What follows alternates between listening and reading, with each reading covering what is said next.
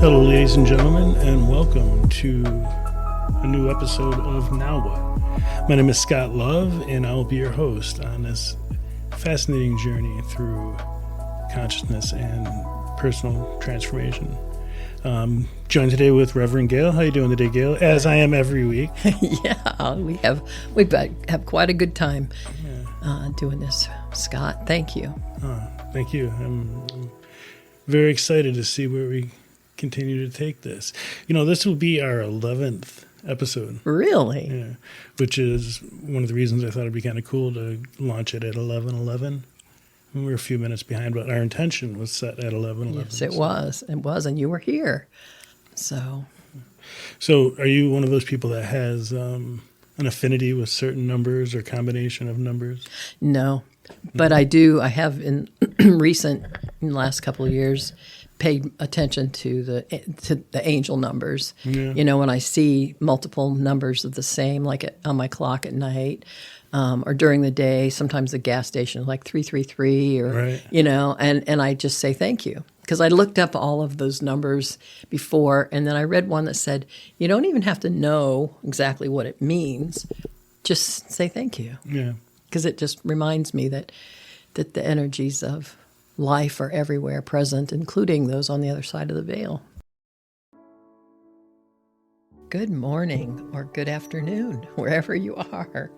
I'm Reverend Gail Dobert, and I welcome you to Unity of Bay City, to our wonderful podcast, Now What? Unity of Bay City is dedicated to all those who are seeking to discover their spiritual path and who strive every day to bring goodness and love into our beautiful world. How do we do that? We grow together as we discover and practice positive practical tools for our own personal and collective spiritual growth. No matter where you are on your life's journey, you are so very welcome here. So what's on your mind today? Well, last Sunday, I talked about the first Sunday this month. It's Filmore month. And those are our co-founders, Charles and Myrtle Filmore. And I introduced Myrtle, and her actual name is Mary Caroline Page.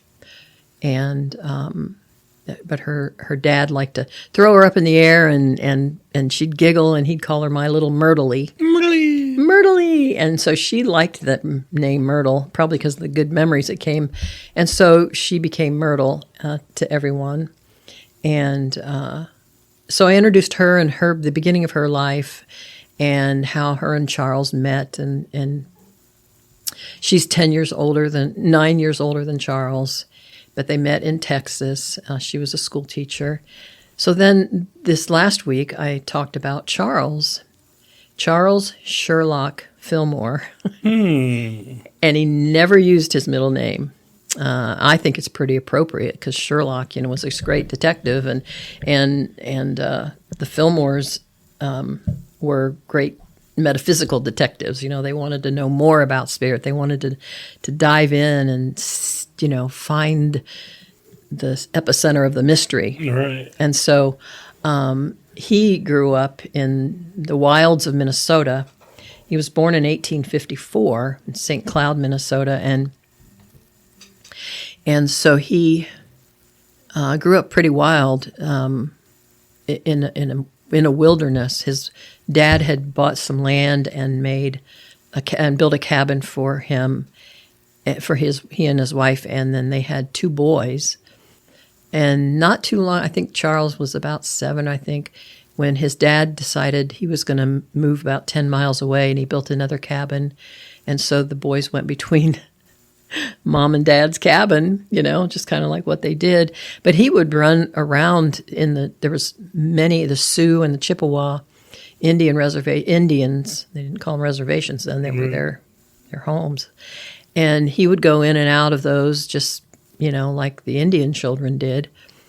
And then when he was 2 years old, he got kidnapped by a Chippewa medicine man. Whoa. Came into their cabin. It was a full band of these Indians, and the medicine man was in his full regalia, walked in and ripped Charles out of his mother's arms and rode off with him. And so later that evening, he brought him back.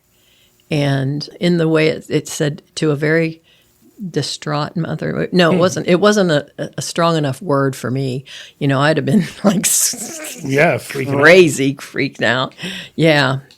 And distracted is the word they used in the write-up. And I said, distracted? No, that would be like distraught. Yeah. But so brought him back. He was fine. And he said he doesn't remember any of that other than he feels like it was probably some mystical ceremony that they used him in. And I said, well, that makes sense because he's considered a great American mystic. So I wonder if it was they recognized something in him. Yeah. I wonder why they wouldn't explain it to the mom, though. Because he was running around with all the kids. And they did learn some of the language. The Filmore children and mom learned, enough words, but they weren't, the Indians at that point weren't speaking English. Yeah, but that was, so compared to Myrtle's upbringing in a kind of upper middle class family from Ohio, and there was 9 kids in her family, and they were all educated, even the girls, and that's why she became a teacher. But the Pagetown, Ohio, was founded by her parents, and so much different, very strict Methodist Presbyterian background, and so like completely opposite of Charles. But yet here they were, they recognized each other when they met at a study group, a literature study group in Texas. And it was just kismet, apparently, they recognized each other in that, Soulmates. Soulmates, definitely.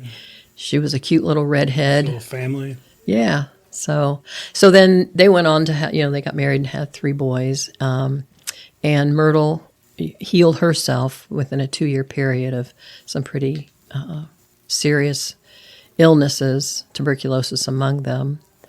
And so at that point, Charles really started taking notice of what she'd been doing. They went to study groups together about metaphysics, but he was like, yeah, until he really saw and how she was using these principles, thanking her body, blessing every organ and cell of her body, and bringing it back to full health. Okay. She lived to be 87.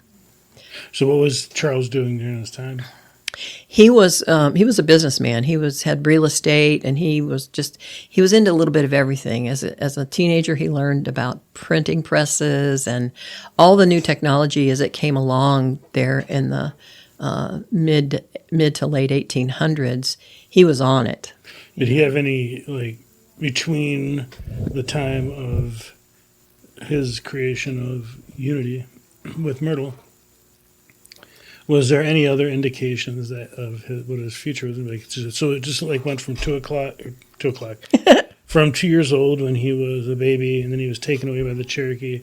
Do you know if there was any other type of aha moments or really deep connection with spirit moments between then and when they started unity? Yes, probably not in the way that we're thinking, but it was for him because he didn't really have any formal education, but his mother was friends with a gal who was a teacher and saw his bright mind and how he wanted to learn more. And he loved all the great authors at that time and poets, and then so he did deep study as a young man into philosophy and psychology, whatever was available at that point, and religion, and just studied everything. And to make money, he got into real estate. But then when they started Unity in 1890, it was Myrtle started it with Silent Unity, the prayer ministry, because people noticed what she did. So while Myrtle was engaged in the prayer part and people were, what have you done? How did you do this? And she was teaching that and how to pray affirmatively. Charles didn't miss a beat. He was studying metaphysics and studying the why and the how, and as she continued to do as well. But he was also innovative in, like, how do we get this word out? And so he started Modern Thought magazine, describing all of Myrtle's experiences and his, because from a childhood ice skating accident, he broke his leg or something. He ended up, the leg didn't grow anymore. So he had, over time, he grew back a couple inches, Wow. as an adult working on this. So he went to publishing. He started Modern Thought magazine because I said as a young man he learned printing press, and so he had connections in that world. And then as radio became popular in the 1800s, late 1800s, early 1900s, he was the first pastor. They called him a minister. They didn't recognize themselves like that, but to have a radio station. Oh, that's so cool. So he had a radio station, which we'd call a podcast now because it's talk radio. Right. And so he was doing those kind of things because people were writing to Myrtle from all over the place. And then in 1907, when telephones, there was about 7% of the United States had telephones, he began the Silent Unity telephone prayer ministry so people could call any time of the day. And it was 24/7 right from the beginning.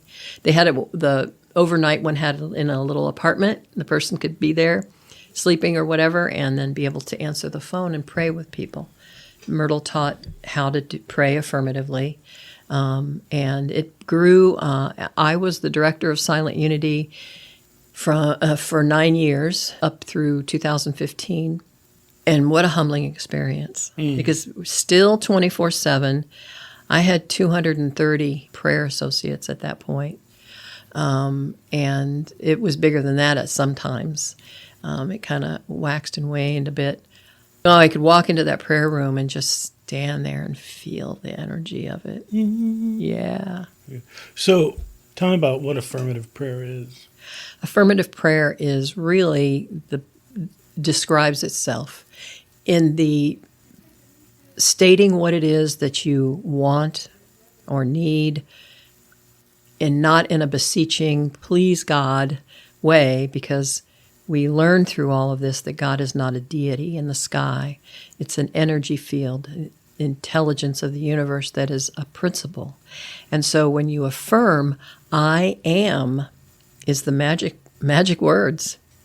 Affirm, I am whole, I am healed, I am prosperous, I am, instead of, oh, I'm such a jerk, I am so stupid. Why, Right. That we do that to ourselves. We are always, as humans, thinking that we're not perfect, and so we berate ourselves to try to reach. And perfection isn't the goal of affirmative prayer or anything else, because we're human. We're 100% human and 100% divine, and that's something that we get skipped because it's that still small voice, and it's so easy to override it with all the outer stuff, especially since radio and television and movies and everything became so popular, news shows. We get bombarded with so much information that to take time apart and just sink in to your heart space, into the divine, the divinity of you, that's where the mystery is, the magic, all of the names that are undefinable when you feel it. And so what I went on to talk about Sunday was about problems and the mystery. And that's not a negative thing. A problem is just something that there's a gap in between what you're doing and what you want. And so when you're using affirmative prayer in that gap, in the mystery, you turn into the mystery.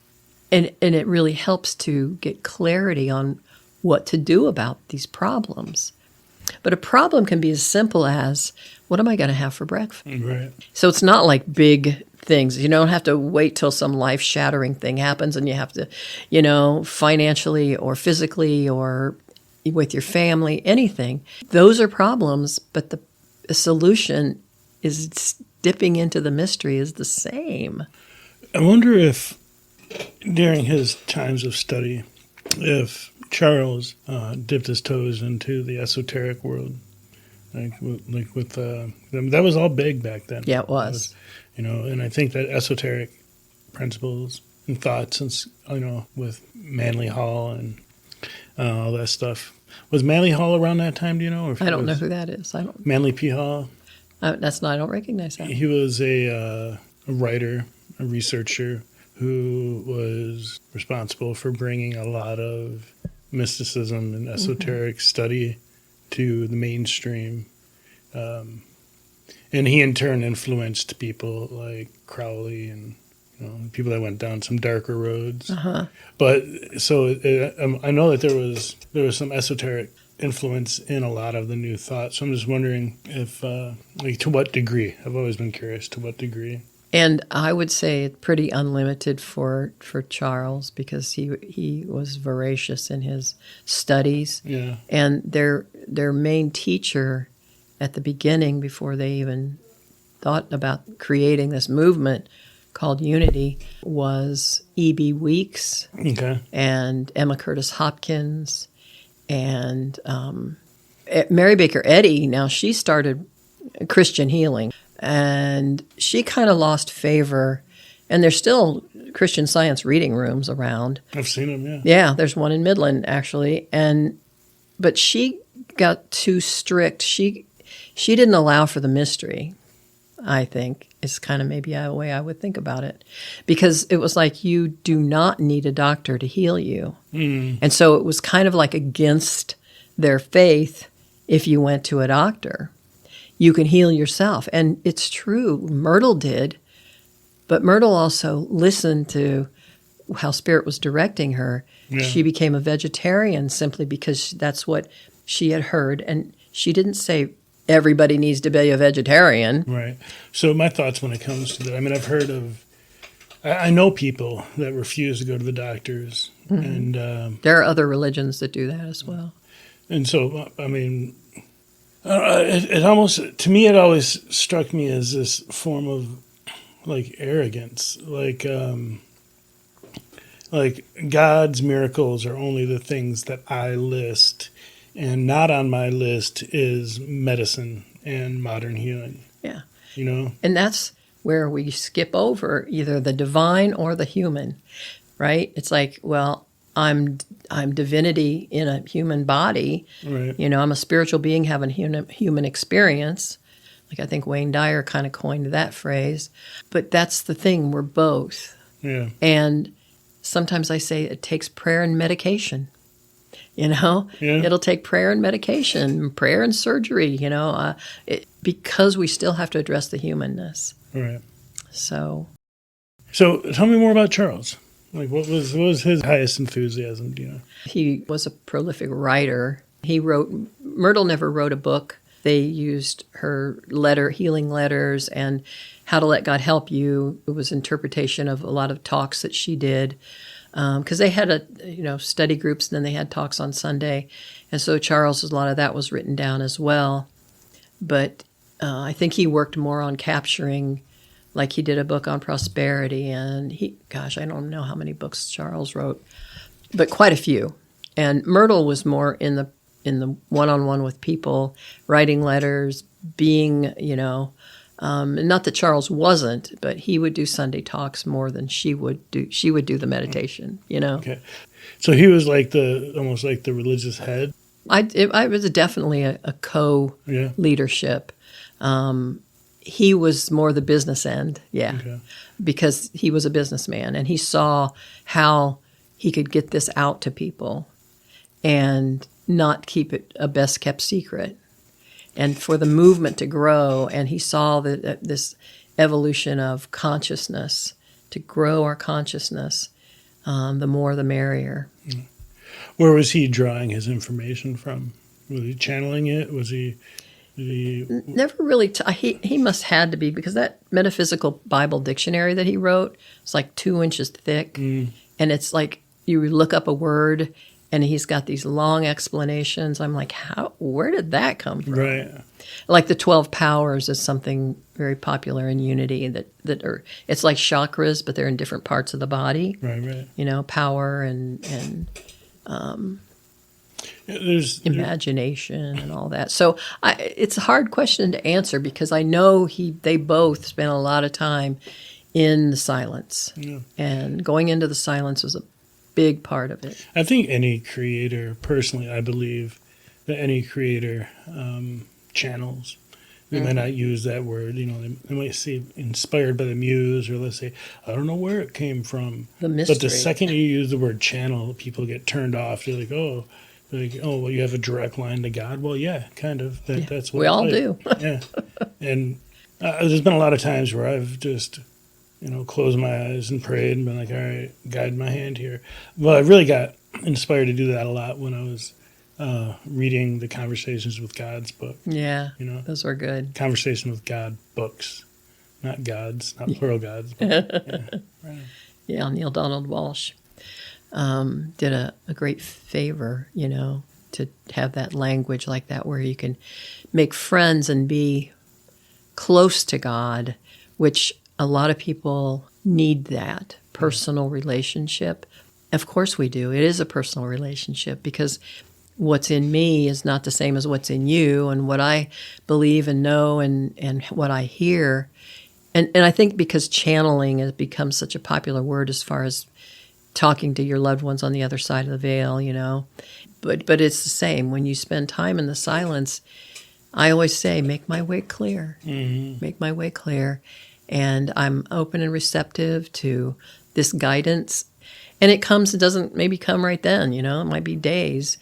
When I was in my 20s, I took my 2-year-old daughter and I moved to Alaska from Ohio. Yeah, that's good. And everyone's like, what? That's brave. What? Yeah, I'm like, it didn't feel brave. It felt like it was just my thing to do. Where you were called to go. Yeah, and I wasn't really into New Thought or any of that stuff. I grew up in Church of Christ, and I believed in prayer, and, I prayed about things, but not the same way. I just really trusted my instincts, and I moved to Alaska, and that's where I met my husband of 44 years. That's very cool. So he was from Tennessee. So it's just those kind of things, if we just tune in just enough, it is a personal God, It's very personal. Well, I know we are pressed for time today, and I'd like to continue this conversation about Charles more in a future episode, do a little bit of more research and find out about the guy. We've got some good books in our library here. All kinds of books in the library. Yeah, history of the Filmores and the movement. And yes, it's Filmore month. We're going to have 3 more weeks of, would it be 3 more? 2 more weeks of, 3 of Filmores, Myrtle Charles and the whole thing. So well, maybe when these episodes are done, I'll combine them and make one episode regarding Filmore month. Yeah, Filmore month. All right. Well, thank you so much, Gail. I appreciate you. Is there anything you wanted to add before we get going? Just stay tuned. It's always fun to delve in. I really have such a respect and admiration for our co-founders and their humanity. Yeah. The foibles that they went through are just like us. Foibles? Yeah. That's a word? It is a word. Foibles. Foibles. It's one of my faves. That's probably going to become one of mine now. Okay. So they went through the same that we do, except we just have more technology than they did. And sometimes that gets in our way because we rely on the outer instead of just going into the silence. So I invite everyone to just take a few moments and breathe and just allow yourself to just get quiet and just listen. It changes your life in such remarkable ways when you dip into the mystery. Very good. And on that note, ladies and gentlemen, if you have yet to subscribe to the Now What podcast, please take a moment and do that. A little bit goes a long way. Even though it's just clicking a subscription button on your end, for us, what it does is it helps us get the word out to more people. Also, if you are interested in finding out more about Unity or about Reverend Gail, or to find out some of the things that are happening in the Bay City area, check out unityofbaycity.com, and we'll be in touch. There's a mailing list there you can join and get connected to the newsletter and find out about all sorts of fun and exciting activities. Also, you can find out about the WOW weekend, which is What does WOW stand for, Gail? The Wonder of Women. The Wonder of Women. I've always wondered about women. Very good. Well, awesome. And it's an event that's coming up. A retreat. Retreat here at Unity? Yeah, here at Unity of Bay City. And it's a regional event. It's the whole area. There's other Unity churches around Michigan. Cool. And I know that Tammy and I are planning on having a little chit-chat about that. Good. We'll add it into this. Perfect. So, very good. Thank you so much, and bless. Thank you, Scott.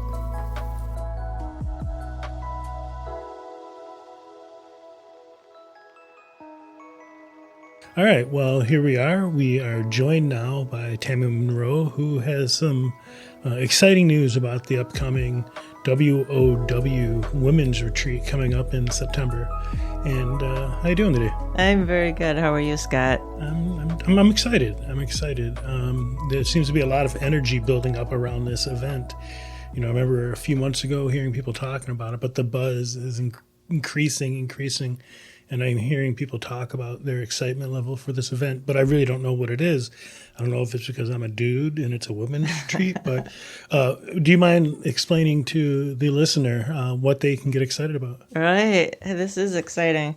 This is the 2025 Women of Wonder Unity of Bay City Retreat, and we're having it right here on this campus this year. So we're excited to have a weekend in September that women from all over, actually all over the Midwest this year, are cool. coming to Unity of Bay City. So it's like the Unity Sisterhood, or not even just Unity, it's open to all sorts of people, right? Open to all sorts of people. That's right. We're going to be discovering, the theme of this year I'm excited about is called Female Mysticism Through the Ages. So this year, our focus is on learning a little bit about saints from the past and what we can learn from their wisdom to empower us today.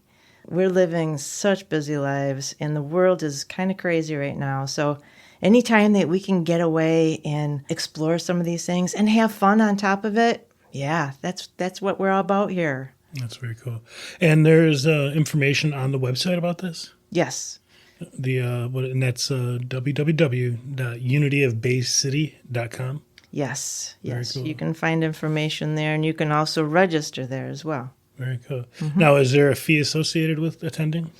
Is $100 for the whole weekend. Oh, that's cool. Yep, the weekend begins on Friday, September 12th.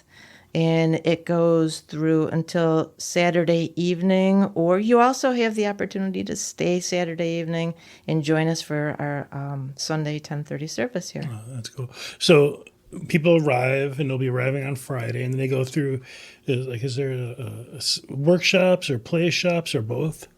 There's all kinds of things. And let me back up just a little bit and say that we have lodging set up. There's a hotel down the road. We also are opening up our back 5-acre lot to people who want to camp this year. So that's kind of exciting because we have a bonfire pit back there. Yeah, the yard is beautiful. Yeah. Kind of lends itself to camping. Very cool. So yes, this begins on Friday morning at 9 a.m. We'll be registering with an orientation. We have an opening ceremony. We'll be taking some breaks in between there for people who want to just meditate and take a walk out in the garden area. We're going to be having interactive sessions and taking a walk in the backyard, taking a look at the new medicine wheel that we have back there. That looks cool too. Yeah, so bonfires, drumming. It's going to be a great time. So it's just like a really cool chance for women to get together and be in that goddess energy with each other and just really filter through a lot of the junk that's going on and focus on the mystics and what they were teaching and how we can apply that now. Yes. Very good. What are you personally excited about with this particular retreat? I'm excited because I've been to the last 2 retreats that we've had. And so this is the third one. This is the third one. So they've been successful. This is cool. Yeah, they have been successful. And the one this year is on campus, which we're just very excited about that. But the last 2 years I've attended, and it's just a great time to intentionally step out of my day-to-day busyness and come together with some amazing women and just be together, have some great conversations. And when we're able to do that, we discovered that, I'm not the only one living this crazy life. We have all kinds of people around us doing that. So, yeah, we're excited about getting together. I'm excited. You're going to be focusing on a couple of specific mystics from the past, calling on their teachings? Yes, we are. We're going to be talking about these amazing women. One is Saint Hildegard of Bingen. The other is Mary Magdalene. And the more I learn about her, the more I'm just amazed. And I'm looking forward to hearing what Reverend Gail Dobert and Nancy Berdasco, our licensed Unity teacher, have to teach us and help us discover the amazing things that they have done. That is so cool. All right, well, I'm kind of wishing that I was a woman right about now. But I digress. Thank you so much for joining us, and let's put some great positive light and intention into this whole experience. Yes. Thanks, Scott. Have a blessed day. You too. Thank you.